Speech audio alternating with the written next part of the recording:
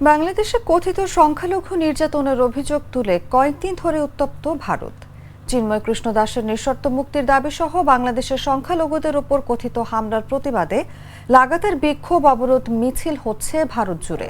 হামলা হয়েছে আগরতলায় অবস্থিত বাংলাদেশের সহকারী হাই কমিশনে। যদিও বাংলাদেশ বারবার বলছে ভারতের উত্থাপিত সব অভিযোগই মিথ্যা ও ভিত্তিহীন। প্রয়োজনে ভারতীয় সাংবাদিকদের বাংলাদেশে এসে পরিস্থিতি স্বচক্ষে দেখে যাওয়ার আহ্বান জানিয়েছেন অন্তর্বর্তী সরকার। কিন্তু তাতেও কমেনি উত্তেজনা।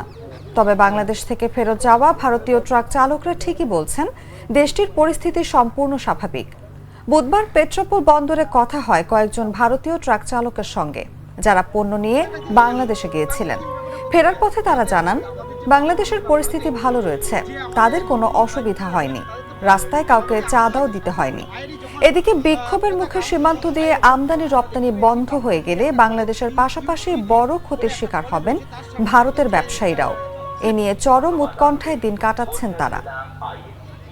নিয়ে গেছি টেলকো জিনিস।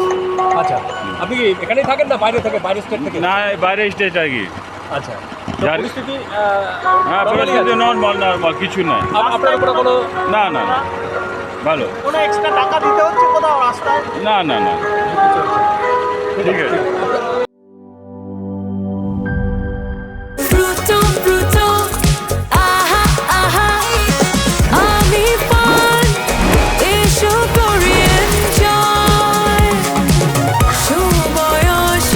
প্রাণ ফ্রুটো, সময় অসময় ফ্রুটোময়।